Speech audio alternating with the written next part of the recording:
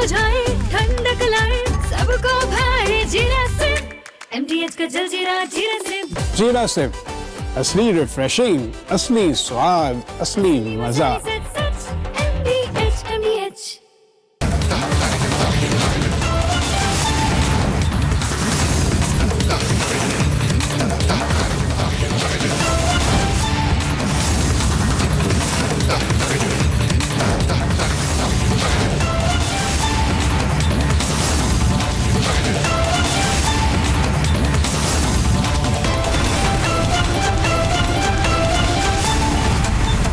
पूछता है भारत अर्नब के साथ को प्रेजेंटिंग MDH सुपर हिंग जना बैंक को powered by century HDF premium plus Meghdoot herbal सतरीठा बैंक ऑफ महाराष्ट्र।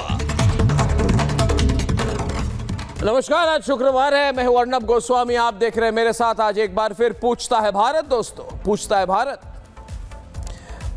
देखिए, 28 फरवरी 2026 को ईरान के सुप्रीम लीडर खमैनी का खात्मा हो गया। ये इनके इंटरनल मामला है अमेरिका, इजराइल और ईरान के बीच में। अब जो भी हुआ, चलिए, होना नहीं चाहिए था, मगर ये 4 दशक से चल रहा है। ऐसा नहीं कि आज की बात है, ये हमारा कोई इन्वॉल्वमेंट नहीं है इसमें। ये खमैनी का झगड़ा चल रहा था इजराइल और अमेरिका के साथ। अब हमारे भारत में पता नहीं क्या ये शाहीन बाग वाले ग्रुप वापस आ गई है सड़कों पे, हर दिन प्रोटेस्ट कर रही है, हर दिन। ये क्या हो रहा है? खमैनी की हत्या शनिवार को हुई, आज शुक्रवार है, 1 हफ्ता होने को है और कुछ काम नहीं है इनका। हर दिन डेली आके प्रोटेस्ट कर रहे हैं। क्या इधर कोई शाहीन बाग वाला मॉडल चल रहा है कि 40-50 दिन ये प्रोटेस्ट चलाओ? आपको प्रोटेस्ट करना, आप इधर क्यों प्रोटेस्ट करिए? भारत है, आप जाइए अमेरिका प्रोटेस्ट कीजिए, आप जाइए इजराइल प्रोटेस्ट कीजिए। रोज सुबह उठो और शुरू हो जाओ। आप अमेरिका इजराइल को गाली दें। 105 दिनों तक शाहीन बाग का प्रोटेस्ट चलता रहा और कोविड नहीं होता तो चलता रहता।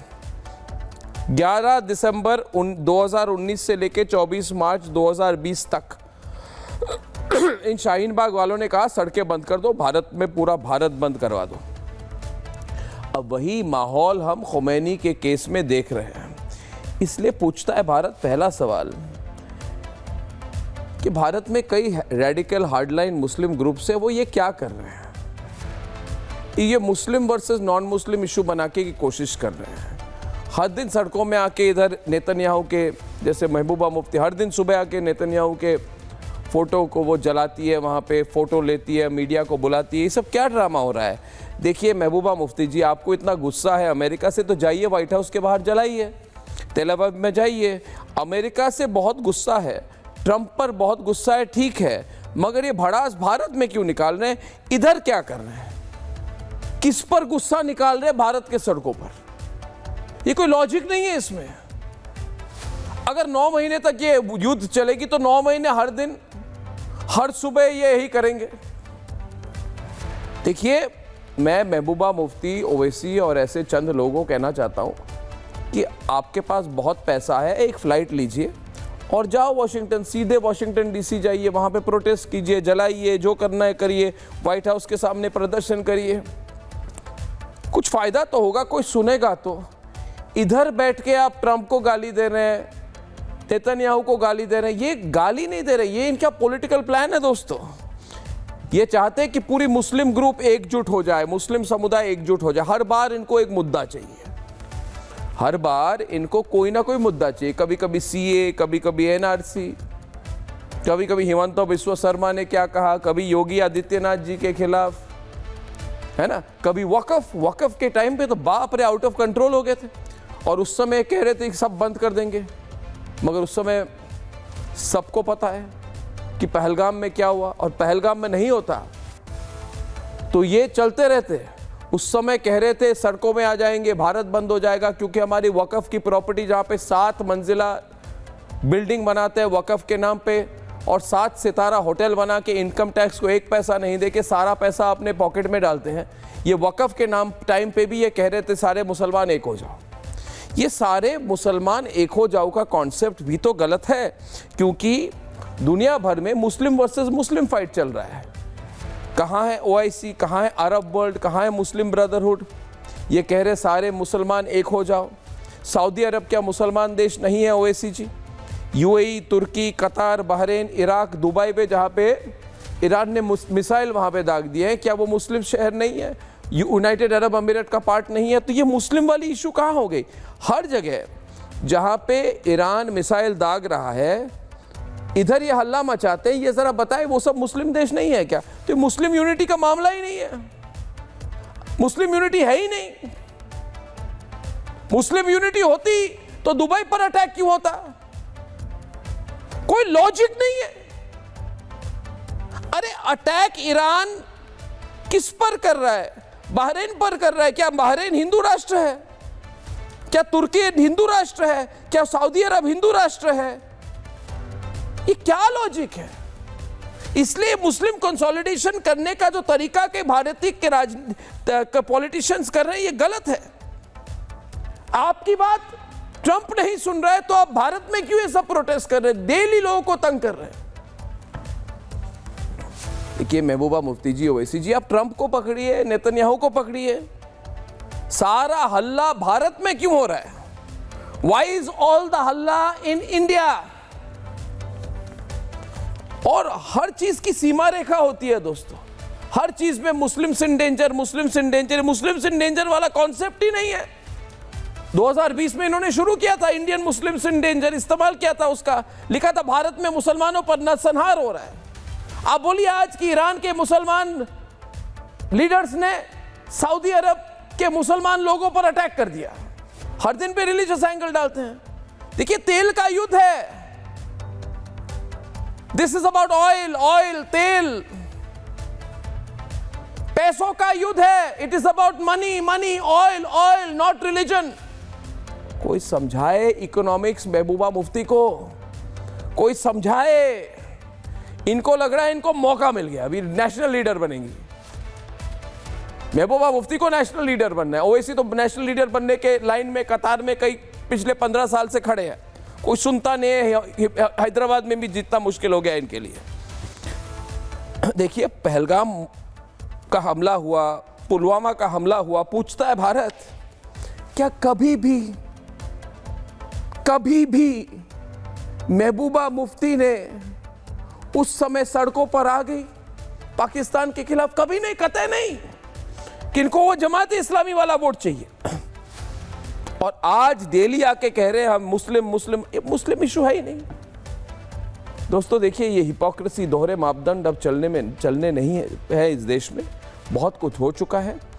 मैं सिर्फ एक बात कहूंगा कि रिपब्लिक भारत मानता है कि राष्ट्र सर्वोपरि, राष्ट्र सर्व। कोई मुझे पूछे आप क्या मानते हैं, मैं कहता हूं राष्ट्र सर्वोपरि, नॉट रिलीजन सर्वोपरि। धर्म सर्वोपरि नहीं होता, राष्ट्र सर्वोपरि होता है। धर्म के जगह पे है। और ये मौका है कि ये भी पूछने के लिए कि भैया ये खोमेनी ने हमारे लिए क्या किया? खोमेनी तो सबसे बड़े एंटी इंडिया वॉइस थे दुनिया में। ये कहते थे कि मुसलमान कश्मीर में आज़ादी का जंग लड़ने हैं।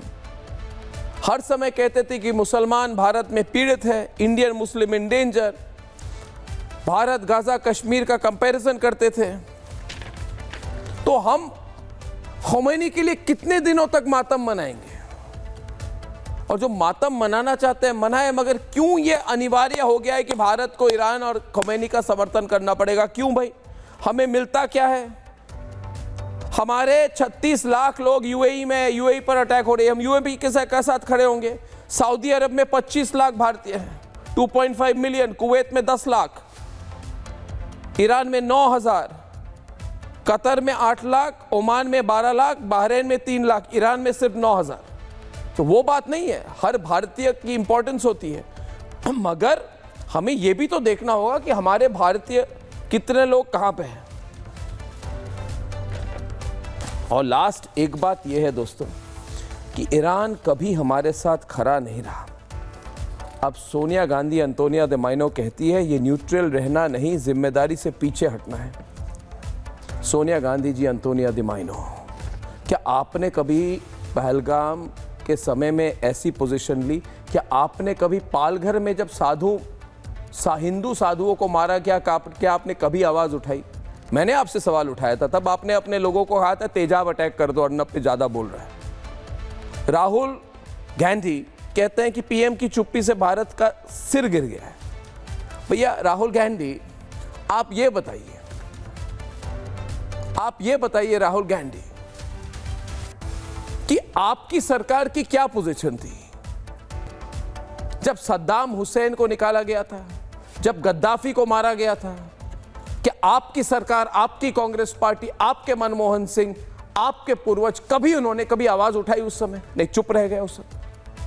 जबकि कांग्रेस पार्टी कहती थी इन गुड एंड बैड हम सद्दाम हुसैन के साथ हमेशा खड़े रहेंगे, मगर जब सद्दाम हुसैन को मारा गया तब ये डर गए, तब इन्होंने कहा नहीं, हमको पंगा नहीं लेना है अमेरिका के साथ। तो देखिए दोस्तों, अंत में यही कहूंगा कि ड्रामा बंद करें महबूबा मुफ्ती, और जितने लोगों को लग रहा है कि मुस्लिम यूनिटी की एक अपॉर्चुनिटी है, आप मुस्लिम यूनिटी नहीं, नेशनल यूनिटी की बात करिए, राष्ट्र सर्वोपरि की बात करिए, धर्म सर्वोपरि की बात मत करिए।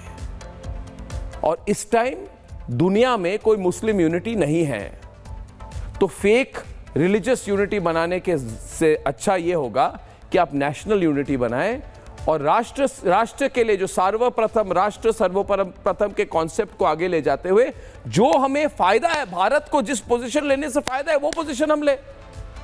ये क्या कि आप पॉलिटिकल प्रेशर कर रहे हैं कि किसी तरह से खमेनी के साथ खड़े हैं? हम क्यों उसके साथ खड़े रहे जिन्होंने हम पर मैक्सिमम अटैक किया है? ये सवाल अकेला मैं नहीं, आप नहीं, हमारे साथ पूछ रहा है आज सारा भारत।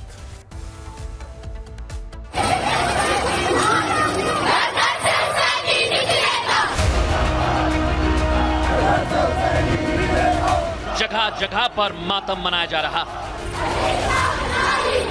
गुस्से का इजहार किया जा रहा है, ट्रंप और नेतन्याहू के पोस्टर फाड़े जा रहे हैं, खामनेई के समर्थन में नारे बुलंद किए जा रहे हैं, और ये सब मुंबई अटैक, पुलवामा या पहलगाम हमले के विरोध में नहीं, बल्कि ये ईरान के सुप्रीम लीडर अयतुल्ला अली खामनेई की मौत के बाद हो रहा है। वो भी ईरान, इराक या सऊदी अरब में नहीं, हिंदुस्तान में। उस खामनेई के लिए जिन्हें लगता था भारत में मुसलमानों को प्रताड़ित किया जाता है, जिन्हें धारा 370 हटाने से आपत्ति थी और सीएए लागू होने से दिक्कत। पूरा मिडिल ईस्ट इस वक्त युद्ध की आग में झुलस रहा है। 12 देशों पर ईरान हमला कर चुका है, जिनमें 10 मुस्लिम देश हैं। बम बारूद बरसाए जा रहे हैं। सबसे ज्यादा नुकसान मुसलमानों का हो रहा है, लेकिन खामनेई के लिए हमदर्दी भारत में जताई जा रही है, सड़कों पर भी और सियासी गलियारों में। आज भी दिल्ली के जोरबाग और जामा मस्जिद में प्रदर्शनकारी सड़क पर उतरे, नेतन्याहू को आतंकी बता दिया। हालांकि भारत अपनी जरूरतों के हिसाब से कूटनीति तय कर रहा है। ईरानी दूतावास जाकर विदेश सचिव शोक जता चुके हैं। हॉर्मुज संकट को देखते हुए तेल खरीद के विकल्प तलाशे जा रहे हैं, लेकिन दूसरी तरफ केंद्र सरकार की नीतियों को लगातार कटघरे में खड़ा किया जा रहा है। ऐसे में सवाल ये कि आखिर खामनेई के लिए हिंदुस्तान में हमदर्दी क्यों जताई जा रही है? वोट बैंक के लिए देश के अंदर भावनाओं को कौन और क्यों भड़का रहा है? क्या देश के कुछ हिस्सों में भावनाएं भड़काकर विदेश नीति प्रभावित करने की कोशिश हो रही है?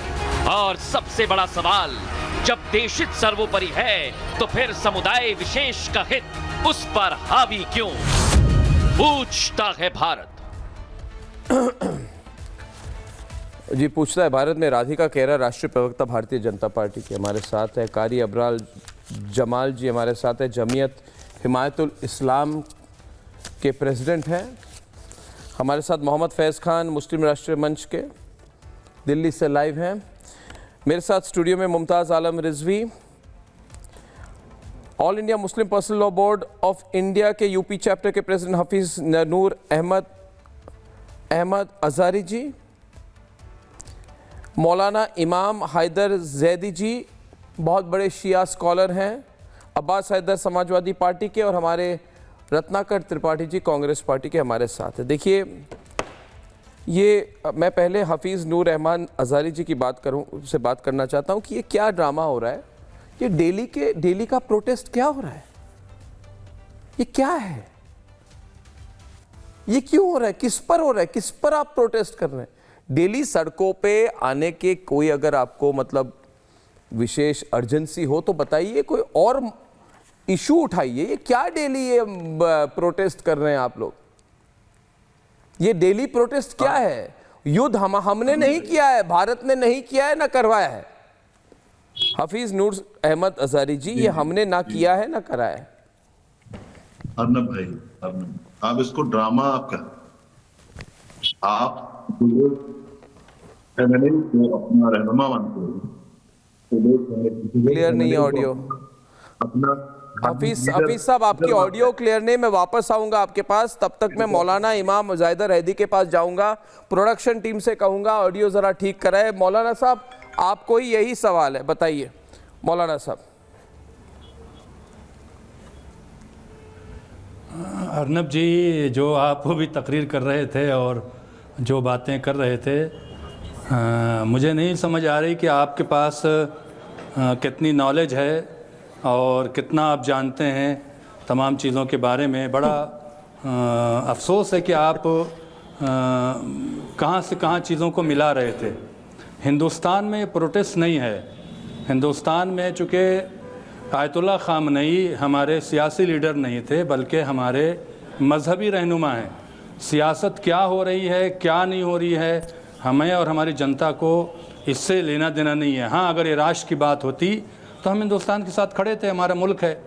लेकिन ख़ामनई पे जुल्म हुआ है, ईरान पे जुल्म हो रहा है। आपको समझ ही नहीं आ रही है, आप हिस्ट्री में जा ही नहीं रहे हैं। क्या 42-45 साल से मैं ये बात मान रहा हूँ। देखिए आप कह रहे हैं कि आपके धर्म के नेता हैं, मेरी बात सुनिए, मगर ये भी तो आप समझिए ना मौलाना इमाम हैदर जैदी जी, कि यही व्यक्ति जो है, व्यक्ति जी, ये व्यक्ति विशेष आयतुल्लाह खमैनी, ये पाकिस्तान के साथ खड़े थे जब हिंदुओं को मारा गया था पहलगाम में। मैं कुछ गलत नहीं कह रहा। कहाँ पे खड़े? ये हमेशा पाकिस्तान के साथ खड़े हैं, ये हर बार पाकिस्तान के साथ खड़े हैं। क्या आप गलत कह रहा हूँ? आपको मैं बता रहा हूँ, आप सुनिए। आपको अच्छा नहीं लग रहा है सुनकर, मगर सुनना पड़ेगा। देखिए मौलाना साहब राष्ट्र सर्वोपरि नहीं, मैं कह रहा हूँ, देखिए 2010 में इन्होंने कहा कि दुनिया के मुसलमान कश्मीर में आजादी का जंग के साथ है। इंडिया पे वक्त पड़ा तो तेल के इंडिया को सस्ता तेल किसने दिया जब पाबंदी अमेरिका ने लगाई थी? भैया कोई सस्ता तेल नहीं देता। एक मिनट, कोई मेहरबानी नहीं की है ईरान ने। पाकिस्तान, आप क्या सस्ता तेल की बात कर रहे हैं? पैसे नहीं दिए क्या? फ्री में दी क्या? एक मिनट, ईरान ने एक मिनट मौलाना साहब पाकिस्तान के मौलाना साहब, आपको क्या इतनी ईरान से हमदर्दी है? मेरी बात सुनिए, क्या सस्ता तेल किसने दिया? नहीं, ईरान सस्ता तेल किसने दिया? बात कर रहे हैं। नहीं, सस्ता क्यों कहा आपने? और उसके बाद मुझे आपने सस्ता क्यों कहा? मैं पॉलिटिकल आदमी नहीं हूं। आपने सस्ता तेल क्यों कहा? फ्री में दी क्या? हिंदुस्तान की मोहब्बत रखता हूं, देश की। फ्री में नहीं दिया है, रुपीस में दिया है। रुपये में आपको तेल दिया है जब डॉलर की पाबंदी आप पे लगी थी। हमेशा भी, अभी जो जंग हुई थी उसमें हमेशा ईरान ने साथ दिया इंडिया का। आप बिल्कुल गलत कह रहे हैं। देखिए, आपको आवाज आ रही है मेरी? आप सुनेंगे तभी तो आवाज आएगी ना। आपको मेरी आवाज आ रही है कि नहीं? आपको मौलाना साहब सुनिए, आपको मैं कहूंगा कि पहले कम्युनिटी से ज्यादा राष्ट्र के साथ खड़े रहिए। आप सुनिए ना, आप सुनते क्यों नहीं है? मैं आपसे बात कर रहा हूं, आप मेरे ऊपर क्यों बोल रहे हैं? कौन वहां पे धरना प्रदर्शन किस चीज का हो रहा है? हमारा क्यों हो रहा है? मुझे समझ में नहीं आ रहा है क्यों हो रहा है। हम रो रहे हैं, हम अपना धार्मिक, क्यों नहीं होगा? क्योंकि हमारे वो मजहबी रहनुमा थे। आपको क्यों समझ में आना? आपको क्या लेना देना भाई? क्या लेना देना है? मैं भारतीय हूँ। आपको प्रॉब्लम? मैं भारतीय हूँ। हाँ, क्या लेना देना है? आप भी भारतीय हैं। मैं आपसे ज्यादा भारतीय हूँ। आप भी भारतीय हैं। भारतीय हैं, फख्र है कि भारतीय हूँ। और खमैनी हमेशा पाकिस्तान के साथ खड़े रहे, लेकिन ईरान नहीं खड़े रहे साथ। खड़े रहे नहीं, ईरान खड़ा रहा, खड़े रहे, हमेशा इंडिया का साथ दिया। आप डिसाइड करिए आप क्यों। देखिए इन्होंने हैशटैग यूज किया। मौलाना साहब आप सुनिए, सुनिए, आप क्यों गलत है आपको समझाना पड़ेगा मुझे। एक मिनट, पॉलिटिकल जो भी कहिए, हम आपको सुनने मैं पॉलिटिकल नहीं कह रहा, मैं फैक्चुअल कह रहा हूं। मैं आप सुनते नहीं हैं, आप सुनते नहीं हैं, आप डर रहे हैं सुनने से। मौलाना साहब आप सुनिए, सुना है, आप सुनिए, आप सुनिए, जवाब देना, आपको पहले सुनना पड़ेगा, आपको पहले सुनना पड़ेगा। आप सुनिए, आप सुनिए, किससे जोड़ा, आप सुनिए, ये देखिए ऐसे नहीं चलेगा मौलाना साहब। One sided commentary Arnab Goswami के शो में नहीं होती है। मैं अभी दूसरों को इंट्रोड्यूस कर रहे हैं, क्योंकि आप एक्टिंग कर रहे हैं कि आपको मेरी आवाज नहीं आ रही। आपको आवाज आ रही है मगर आप एक्टिंग कर रहे हैं, आप एक्टिंग कर रहे हैं, क्योंकि आपको मेरी आवाज आ रही है मगर आप मेरे से शायद आप मेरे सवालों को लेना नहीं चाहते, इसलिए आप एक्टिंग कर रहे हैं कि आपको नहीं आ रही। देखिए एक बात, मैं सहमत नहीं हूं। मत रहिए ना, मैं भी आपके बातों से सहमत नहीं हूं। क्या बड़ी बात है, मैं नहीं हूं आपके बातों से सहमत। इस व्यक्ति विशेष ने हैशटैग क्या यूज किया, ये तो आजादी है मोहम्मद फैज साहब। ये आजादी आप नहीं देते, मुझे मेरा संविधान देता है, भारत देता है आजादी। मुझे भी देता है, आप क्या देंगे आजादी? हाँ तो देता है तो बात भी समझिए। आजादी ये देता है मुझे आपको कहने के लिए। मोहम्मद फैज खान जी आप आइए कि 2020 में तो सुनिए, अली खमेनी ने क्या हैशटैग यूज की थी। उन्होंने कहा था इंडियन मुस्लिम्स इन डेंजर।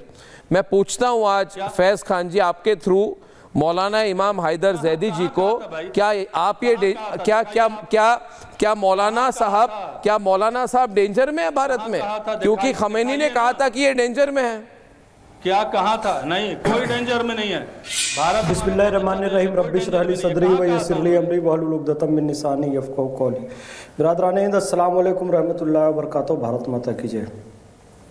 ओम देव शांति, अंतरिक्ष शांति, पृथ्वी शांति, रापः शांति, रौषधयः शांति, वनस्पतयः शांति, विश्वदेव शांति, ब्रह्मा शांति, सर्वम शांति, शांतिरेव शांति, सामा शांतिरेधि। ओम शांति शांति शांति।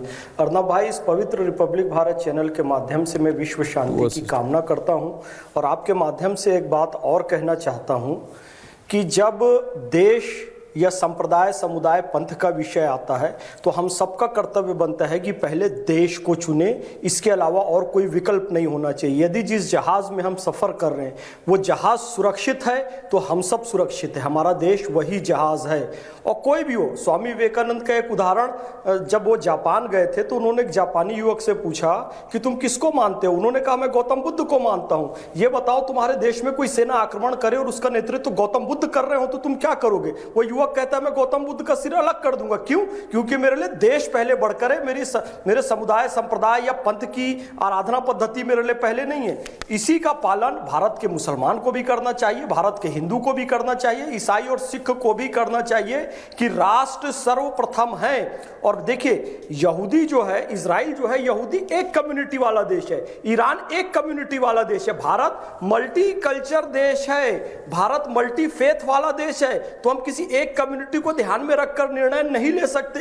ये लोग जो बार बार कह रहे हैं कि ईरान के पक्ष में बोलो या फिलिस्तीन, गाजा के पक्ष में बोलो, नहीं साहब, हमारी तटस्थता की नीति है, गुट निरपेक्षता की नीति है, पंचशीलता की नीति है। हम आसियान, सार्क, G20 जैसे सामाजिक, सांस्कृतिक और आर्थिक संगठनों में तो रह सकते हैं, लेकिन नेटो, सेंटो या किसी भी सैनिक गुट में नहीं रह सकते। अभी ईरान एक सैनिक गुट है, अभी अमेरिका और इजराइल एक सैनिक गुट है, तो हम सैनिक गुटों पे नहीं रह सकते। और एक बहुत महत्वपूर्ण बात भैया, ये रमजान का मौका चल रहा है, रिजवी साहब, 56-57 मुमताज आलम रिजवी, रमजान में सहरी कर लिए तो अफ्तारी का नहीं पता, अफ्तारी कर लिए तो अरे ईरान में अगर इजराइल के बाद कहीं लेकिन हम शांतिपूर्वक। आप सुन लीजिए इनकी बात 2 मिनट, आप सुनिए इनकी बात 2 मिनट।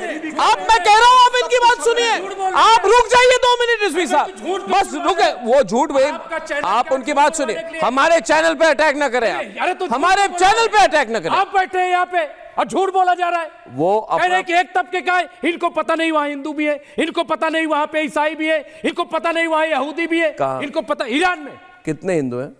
कितने? 10,000 सब। अरे भैया, राष्ट्रीय धर्म क्या है ये बताओ? बेवकूफों वाली बात कर रहे हैं। भारत धर्मनिरपेक्ष घोषित राष्ट्र है, वहां पता कीजिए ना। ईरान इस्लामिक कंट्री है, वेटिकन सिटी की। अरे तो चलिए जो भी है, लेकिन आप ये बताइए कौन देश के खिलाफ खड़ा हो रहा है? क्या शोक मनाना देश के खिलाफ है? क्या हमारे मोहम्मद फैज खान, 3 बार फैज खान, सरकार ने मैं सबसे मैं सचिव फैज खान जी, फैज खान जी, मैं भी पूछ रहा हूँ ये क्या है भाई? की बात एक मिनट, एक मिनट, देश के खिलाफ कौन देश के खिलाफ है? शांत हो जाइए। हफीज साहब आवाज आ रही है, हफीज साहब आवाज आ रही है। देखिए मुझे तो ये बताओ, हफीज साहब देश के खिलाफ कैसे हो गया? आप रुक जाइए ना, शोक भी मना रहे हैं, अच्छी बात है। मेरी बात सुनिए, मेरी बात सुनिए। आप शोक मनाते पहलगाम के बाद में आपके साथ खड़ा रहता, आप पहलगाम के बाद शोक मनाते, डेली सड़कों पे आते, मैं खड़ा रहता आपके साथ। शोक भी मनाया, सरकार से सवाल भी किया कि पहलगाम में अटैक कैसे हुआ, क्यों हुआ, क्यों नहीं रोका? तब भी सरकार पे अटैक की, पाकिस्तान पे मतलब न पूछे, तब मतलब ना पूछे। राधिका खेरा जी डिबेट पे आई, चौकीदार राधिका खेरा जी, राधिका खेरा जी डिबेट में हो गया। रुक जाइए, कमाल तो आप कर रहे हैं। नहीं, आप कर रहे हैं कमाल। राधिका खेरा जी डिबेट में आई है। हफीज नूर अहमद अजहरी जी हमारे साथ है। आज सब लोग बड़े क्रोधित हैं कि अर्नब गोस्वामी पूछ रहा है राष्ट्र के साथ खड़े रहो। देखिए, मैं एक बात कहना चाहता हूँ हफीज साहब, ये जो भी अंदरूनी चल रहा है मुसलमान देशों के बीच में, ये बहुत बुरा हो रहा है, होना नहीं चाहिए किसी देश के बीच में। मगर अगर मुस्लिम, मतलब आप हमेशा कहते थे मुस्लिम समाज, वैश्विक मुस्लिम समाज, ग्लोबल मुस्लिम सोसाइटी, अब मुस्लिम देशों के बीच में जो झगड़ा हो रहा है उसके लिए उसकी दायित्व हम पर नहीं है। मुस्लिम देश पे मिसाइल फेंक रहा है, मुसलमान देश के लोगों को मार रहा है, सऊदी अरब ईरान पे अटैक कर रहा है, ईरान सऊदी अरब पे अटैक कर रहा है, कुवैत ईरान से फाइट कर रहा है, तुर्की उल्टा ईरान को अटैक कर रहा है, जॉर्डन कह रहा है मैं सबको अटैक करूंगा, लेबनान के 2 हिस्से हो गए। ये मुस्लिम समाज, मुस्लिम वर्ल्ड है, मुस्लिम वर्ल्ड, हफीज जी आवाज आ रही है ना? मुस्लिम वर्ल्ड में फाइट हो रही है, मुस्लिम वर्ल्ड में फाइट हो रही है। पाकिस्तान चुपचाप बैठा है, पाकिस्तान, राधिका खेरा जी चुपचाप बैठा है, वो भी इस्लामिक देश है। इस्लामिक दुनिया में जो हो रहा है उसका दायित्व भारत पर क्यों आ रहा है? ये मुसलमान वर्ल्ड पे फाइट हो रही है, इंटरनल बैटल है इन द मुस्लिम वर्ल्ड। बोलूं इजाजत है? वहाबियों की शिया के साथ, शिया की सुन्नी के साथ, ये इंटरनल बैटल है। आप कौन बोल रहे हैं? आप कहां से बोल रहे हैं? किसके लिए बोल रहे हैं? दुबई वालों के लिए बोल रहे हैं कि तेहरान वालों के लिए बोल रहे हैं? आप दुबई वालों के लिए बोल रहे हैं कि तेहरान वालों के लिए बोल रहे हैं? बताइए मुझे, आप कंफ्यूज हैं? हफीज जी बोलिए, हफीज जी बोलिए, इसमें भारत को क्यों? पहली बात ये है अर्नब भाई, मेरी आवाज आ रही है? जी जी बिल्कुल, इस बार बेटर आ रही है। सबसे पहली बात ये है कि मुसलमान राष्ट्र को मानता है, इसमें ना आपके डर की जरूरत है, ना आपको कहने की जरूरत है, और ना ही किसी को प्रमाण देने की जरूरत है। मुसलमान भारतीय है, भारतीय था, जो भारत में रह रहा है, और वो भारतीय रहेगा। जो लोग आज भी अभी एक साथ बहुत बातचीत कर रहे थे कि हिंदुस्तान का चरित्र ऐसा, मैं उनसे पूछना चाहता हूं, जब हिंदू राष्ट्र की बात आती है तब उनकी ये लाइनें कहां चली जाती हैं? दूसरी बात, मैं बहुत जिम्मेदारी के साथ कह रहा हूं कि जो आपने ये अभी कहा था कि ड्रामा कर रहे हैं ये लोग प्रोटेस्ट कर रहे हैं। अरे भाई, पहलगाम के दौर में भी हम लोगों ने प्रोटेस्ट किए थे। हमने बांग्लादेश के लिए भी, बांग्लादेश में जो हिंदू समाज के साथ अत्याचार हुआ, हमने प्रोटेस्ट किए भारत में। हमने चरणों पर बैठ करके वहां के अत्याचार के खिलाफ बोला, मजम्मत की है, और जो हम कर सकते थे वो हमने किया है। आज खमेनेई के साथ इसलिए है क्योंकि ईरान जो है वो मजलूम है, और नेतन्याहू और ट्रंप ये दुनिया के बड़े आतंकवादी हैं, दहशतगर्द हैं। ये दुनिया में दहशत फैलाते हैं, और दहशत की आड़ में भारत को भी लाने की कोशिश कर रहे हैं। आप अगर मुंह फेर रहे तो फेरते रहे। नूर अहमद अजहरी तो कहेगा, नूर अहमद अजहरी बोलेगा। दूसरी बात ये है, आपने भी एक बात बोली है कि वो आपस में लड़ रहे हैं हिंदू मुसलमान देश। अरे भाई, ईरान ने जहां जिन मुल्कों पर हमला किया है, पहले ऐलान किया है कि जहां अमेरिका के एयरबेस हैं, अमेरिका ने हमारे सुप्रीम लीडर को मारा है, तो हम नहीं, मैं फैज नहीं, मैं कारी अबरार जमाल जी से कारी अबरार जमाल जी, देखिए हफीज नूर अहमद अजहरी जी, आप जो बोल रहे हैं ये वास्तविकता नहीं है। वास्तविकता है ये कि इस जो मुस्लिम वर्ल्ड है बहुत बुरी तरह से डिवाइडेड है। आप कह रहे हैं आप ऐसा कहने की कोशिश करें कि ईरान वालों ने दुबई को फ़ोन किया। बुरा ना मानो दुबई वालों, थोड़ा सा अटैक कर देंगे, थोड़ा सा आपके होटल को अटैक करेंगे, ऐसा कुछ नहीं हुआ है। आप क्यों बना के बात कर रहे हैं? फुल फ्लेज्ड फाइट चल रही है मुस्लिम वर्ल्ड में। अब मैं क्या गलत कह रहा हूँ? आपने हवा बना के रखा है मुस्लिम यूनिटी की। हाफिज नूर साहब आपने जो हवा बना के रखा है ग्लोबल मुस्लिम यूनिटी की, ये हवा ही है। तो आपने ट्रम्प को बनाया है, मैंने कहा बनाया भैया बहरीन में आवासीय परिसर पे बम वो मार रहा है। आज 56 मुस्लिम देश जो हैं ठीक से रोजा अफ्तार नहीं कर सकते, सहरी नहीं कर सकते, अफ्तारी करेंगे तो तरावी का पता नहीं। भारत सुरक्षित है, भारत का मुसलमान आराम से अफ्तारी भी कर रहा है, रोजा भी रख रहा है, नमाज भी पढ़ रहा है। लेकिन मुस्लिम देश आपस में लड़े भिड़ रहे हैं, दोष अमेरिका को दे रहे हैं। भाई अमेरिका अगर दोषी है तो तुम उसकी चाल में आ क्यों रहे हो?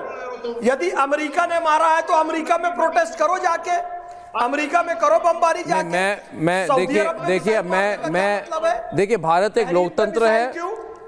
दुबई पे फैज साहब मैं कारी अबरार जमाल जी को इनवाइट करता हूं और मैं इस वक्त अब्बास हैदर जी को भी इनवाइट करता हूं, मौलाना इमाम हैदर जैदी जो को भी इनवाइट करता हूं और राधिका खेरा जी 2 वर्सेस 2। देखिए मैं क्या कहना चाहता हूं कि आज ये जो दिल्ली में, मुंबई में, हैदराबाद, कश्मीर, लद्दाख, लखनऊ में ये हमले का विरोध हो रहा है, आप करिए, विरोध करिए, मगर एक दिन करिए, 2 दिन करिए। ये डेली का क्या हो रहा है? आप डेली करेंगे तो लोग बोलेंगे कि आप ड्रामा कर रहे हो। नेतन्याहू और ट्रंप का पोस्टर डेली आप घर से ले जाते हैं, डेली आप जलाते हैं, जला के वापस आ जाते हैं, उनकी मौत का कामना करते हैं।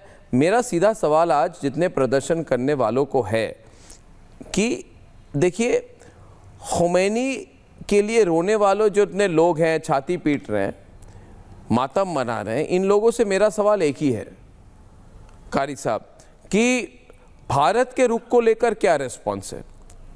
खुमैनी ने वही किया जो पाकिस्तान का प्रोपेगेंडा था हमेशा।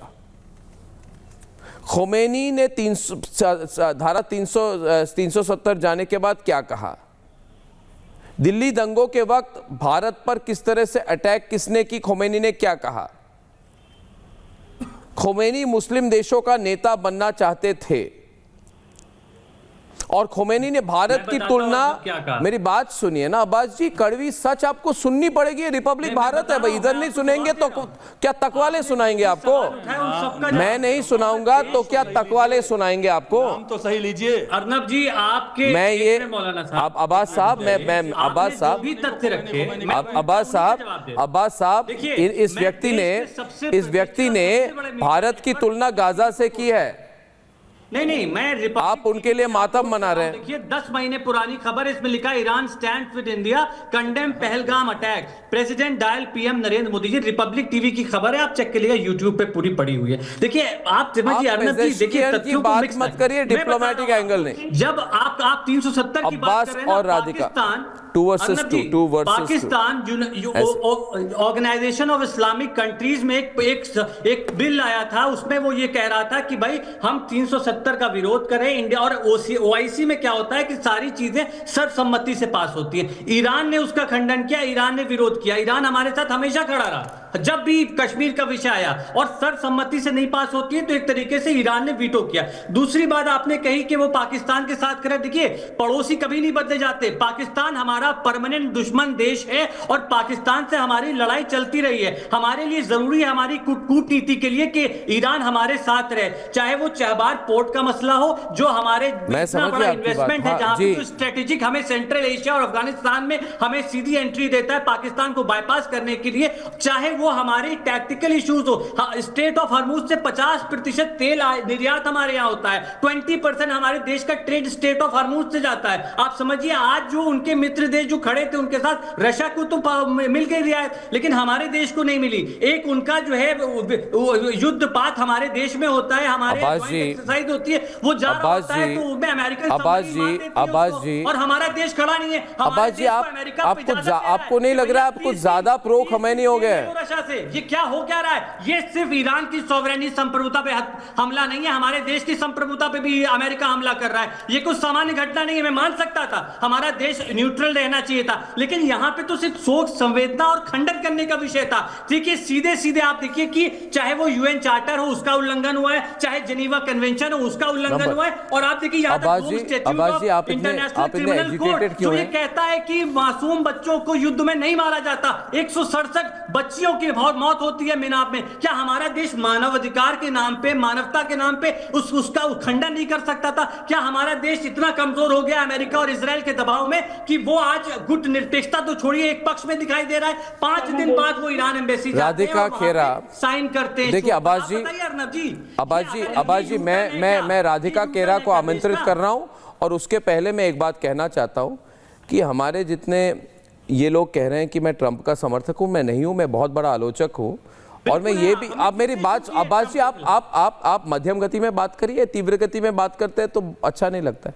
राधिका खेरा जी है, कारी अबरार जमाल जी तब से बैठे हुए हैं, कुछ कहा नहीं है इन्होंने। मैं कह रहा हूं कि खमैनी ने डेथ टू अमेरिका का नारा पूरे जीवन भर लगाया है। खामनाई ठीक है, खामनाई ठीक है, कोई बड़ी गलती नहीं कि खामनाई। हाँ, मैं ये कह रहा हूँ कि अगर आप पूरे जीवन भर डेथ टू अमेरिका किसी की मौत का कामना करेंगे तो क्या अमेरिका आपको गुलदस्ता देगा? मुझे समझ में नहीं रहा आपका लॉजिक क्या है। बिना युद्ध की घोषणा के कैसे आप? तो उनकी युद्ध है, मेरा क्या लेना देना, मेरा क्या लेना देना? मुझे दूर रखिए इन सब चीजों से। मैं कह रहा हूं भारत में लोगों को प्रोवोक करना बंद करिए। ये उनका युद्ध है, हमारा कुछ लेना देना नहीं है। ना आगरा, ना मेरठ, ना जेवर, ना गाजियाबाद, ना नोएडा, कोई प्रभावित नहीं होता। आप जरा उनको लड़ने दीजिए, जो करना है करें। डेली आप बोल रहे हैं बाहर सड़कों पे आ जाओ, क्यों आए? मैं कह रहा हूं लोग अपनी अपना काम करें, अपना बिजनेस संभाले। तो उनकी आस्था, अरे छोड़िए ना, अपनी पॉलिटिक्स छोड़िए। राधिका खेरा जी आपको क्या कहना है? राधिका खेरा जी नहीं होगा क्या? राधिका खेरा जी बोलिए। मिल रही है अर्नब जी बोलिए। अर्नब जी, मैं किसी के बीच में नहीं बोली थी, उम्मीद करती हूँ कोई मेरे बीच में 2 मिनट नहीं बोलेगा। एक बहुत फेमस गजल है दुष्यंत कुमार की, जो हम हमेशा से सुनते आए हैं, सिर्फ हंगामा खड़ा करना मेरा मकसद नहीं, मेरी कोशिश है कि ये सूरत बदलनी चाहिए। लेकिन भारत में कुछ लोग ऐसे हैं अर्नब जी, जिन्होंने ये गजल को बदल दिया है और उनका मकसद सिर्फ और सिर्फ हंगामा खड़ा करना रह गया है। आज जो बरसाती मेंढक बाहर निकल के आ गए हैं और यहाँ पे टरटरा रहे हैं और सड़कों पे भी टरटरा रहे हैं, बार बार कह रहे हैं कि हम खमनई पे कुछ नहीं बोल रहे, हम ये नहीं कर रहे, हम वो नहीं कर रहे। यहाँ पे बैठ के सपा के प्रवक्ता गिनवा रहे थे कि अरे ईरान ने तो कंडेम किया था।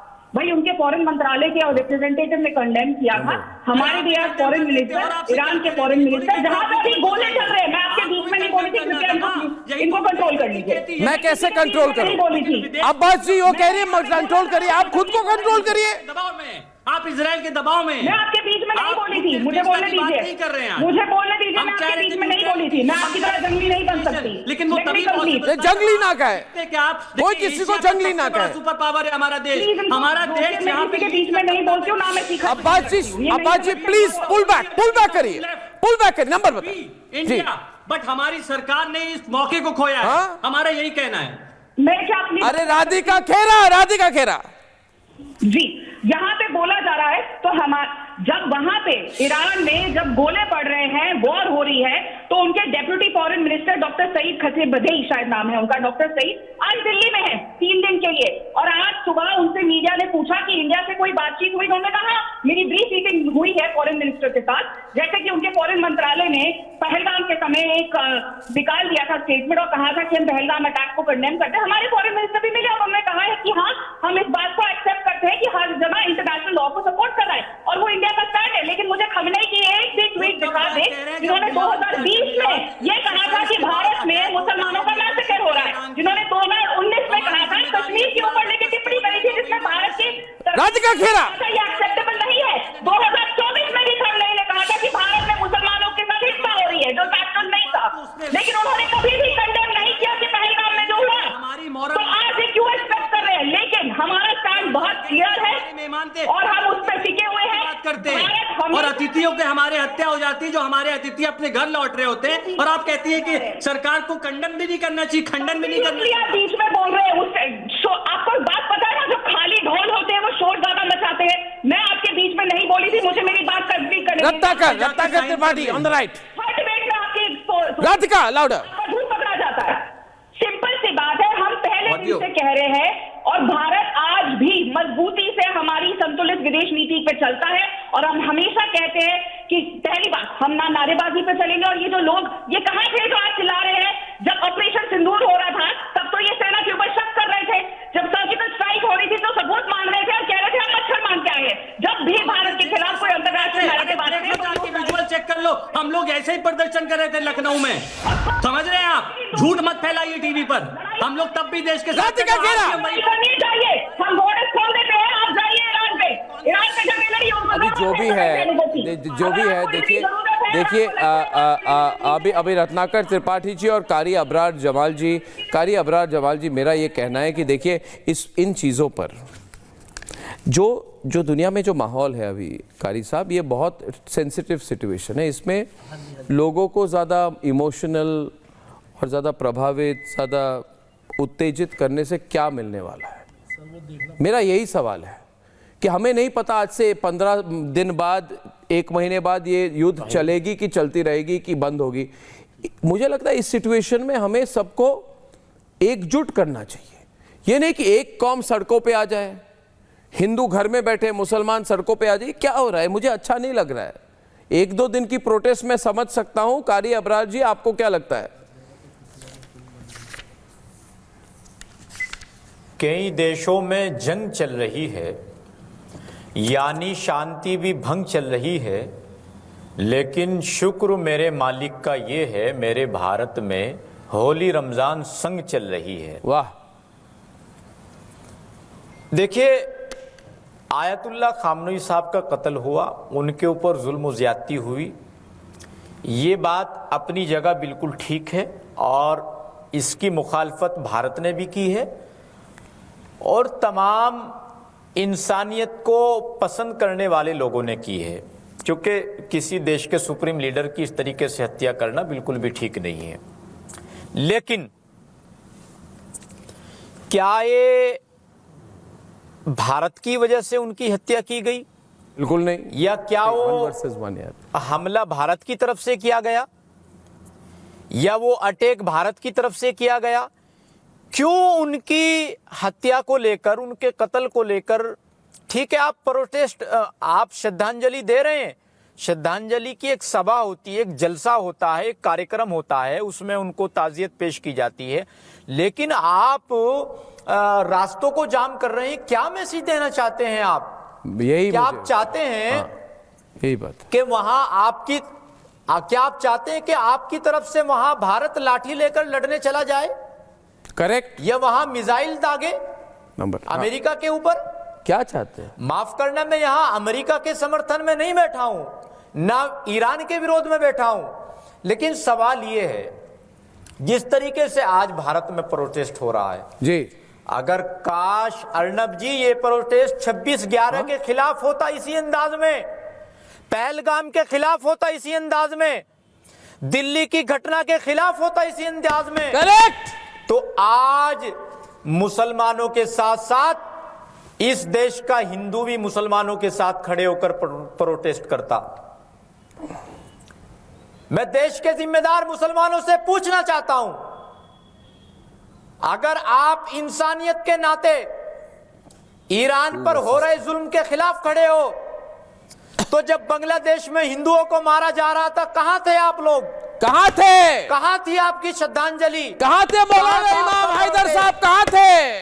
कहां था आपका एहतजाज? कहां थे हफीज नूर अहमद साहब? कहां थे? कहां थे मुमताज आलम रिजवी जी? कहां थे? वो कहां थे? ये कहां थे? बोलिए।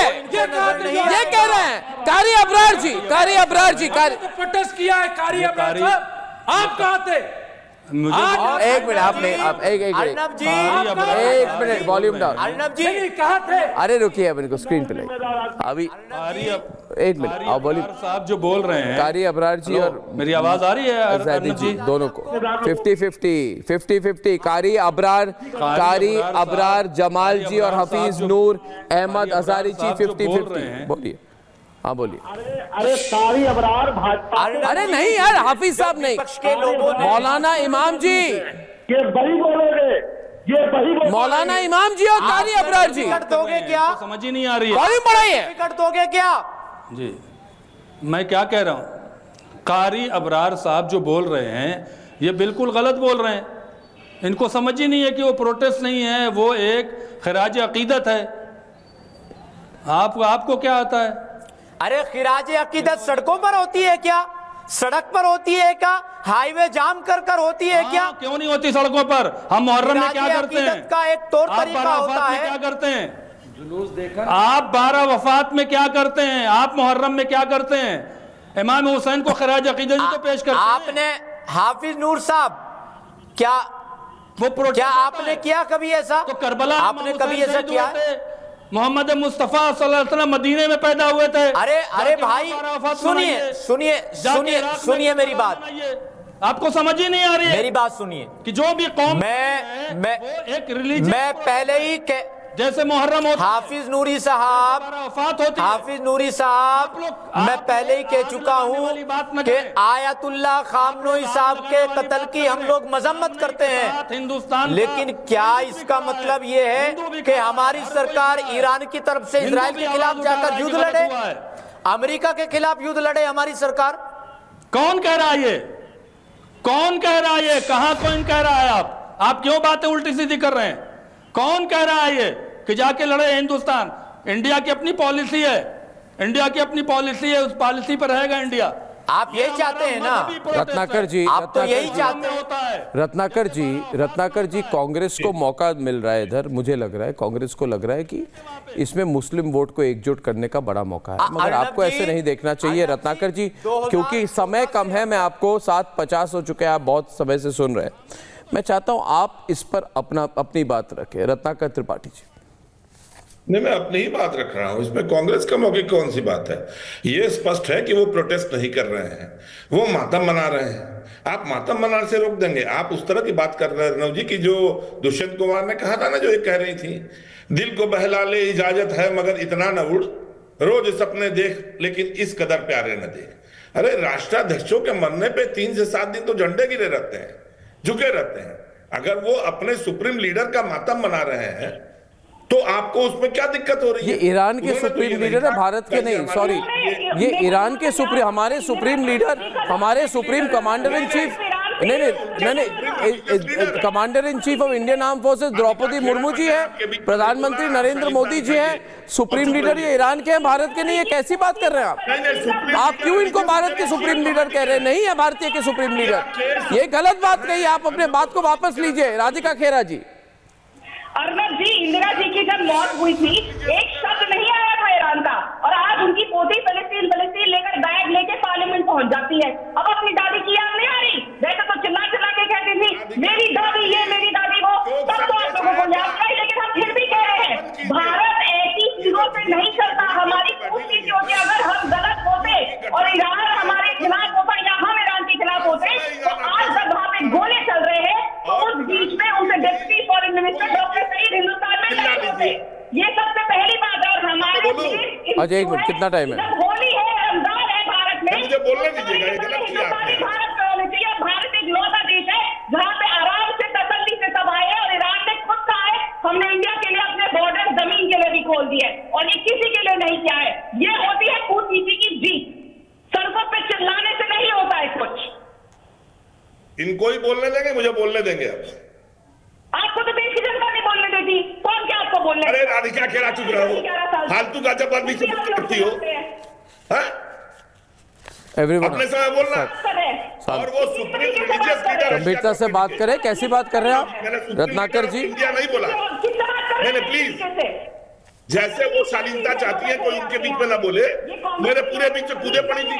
कौन सी शालीनता थी ये भाई? की तरह पार्लियामेंट ये कौन सी ये अभद्रता? नहीं, ये रत्नाकर जी, आप अपने आप को बुद्धिजीवी कहते हैं। आपको नहीं तो इसमें आप मुझे देखिए मैं एक मिनट, रत्नाकर जी सबको देखिए, मैं समझता हूं कि आपका आप जो समझते हैं छोड़िए, धार्मिक जुड़ाव खास तौर पे देखिए एक मिनट बात सुनिए। ये अभद्रता है कि नहीं ये बताइए। रत्नाकर जी लिसन टू मी, मेरी बात सुनिए। खमेनी के जितने हमदर्द हैं आपके जैसे, ये आप मुझे बताइए, क्या खमेनी भारत के हित के साथ थे? क्या खमेनी भारत के हित के लिए थे?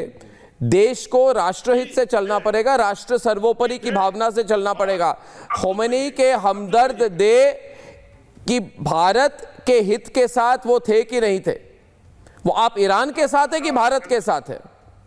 ये चूज करने का समय आ गया है रिजवी साहब। आप ईरान के साथ है कि भारत के साथ है? ईरान के साथ हमारे रिश्ते हैं, लेकिन फायदा हमारा किसके साथ है? इजराइल के साथ कि ईरान के साथ? कहिए आप क्या से हमारा ईरान से रिश्ता नहीं, कह दीजिए अर्नब जी। आज राधिका जी से कहलवा दीजिए, क्या से ईरान से हमारा रिश्ता नहीं, कहलवा दीजिए। मेरा भी रिश्ता नहीं होगा, कहलवा दीजिए। चलिए कहलवा दीजिए आज राधिका जी से, कहलवा दीजिए। कहिए आपके हमारा ईरान से रिश्ता। कारी साहब, कारी एक मिनट धर्म, आप धर्म को, आप सुनिए मेरी बात, आप धर्म के साथ ईरान के साथ है कि भारत के साथ? सुनिए रिजवी साहब, चलाइए मत। देखिए, धर्म को थोड़ी देर के लिए किरारे कीजिए।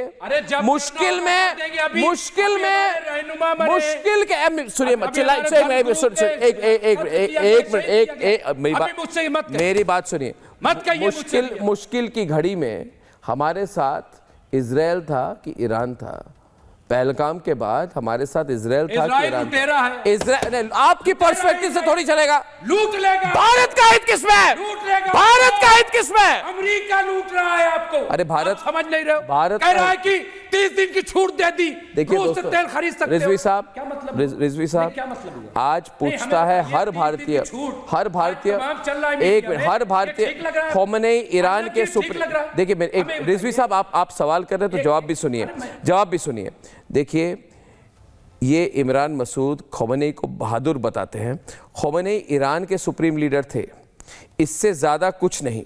फिर खमेनी के लिए इधर जो आंसू बहा रहे हैं, आज पूछता है भारत की भारतीय से राष्ट्रहित पहले कि समुदाय हित? भारतीय राष्ट्रहित की समुदाय हित?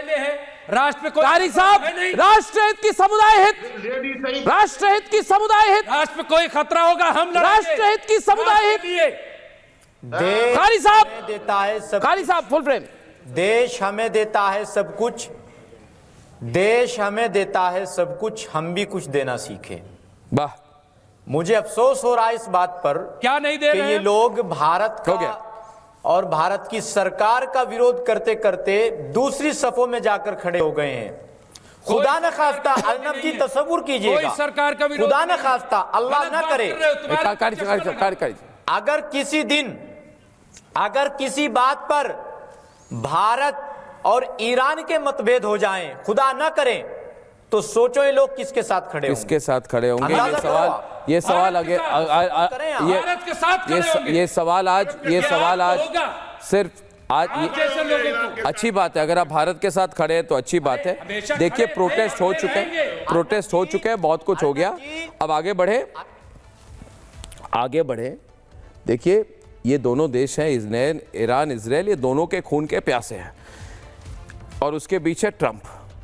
इससे दूर रहे, आगे बढ़े। हो गए प्रोटेस्ट, अब भारत की बात कहें। दोस्तों, आज शुक्रवार के लिए सिर्फ इतना ही। आप जो सवाल मैंने पूछा, इस पर ज़रा सोचे। आज पूछता है हर भारतीय कि भारतीय से राष्ट्रहित पहले या समुदाय हित पहले? ये सवाल अकेला मैं नहीं, आप भी पूछ रहे हैं, और हमारे साथ पूछ रहा है आज सारा भारत। धन्यवाद और नमस्कार।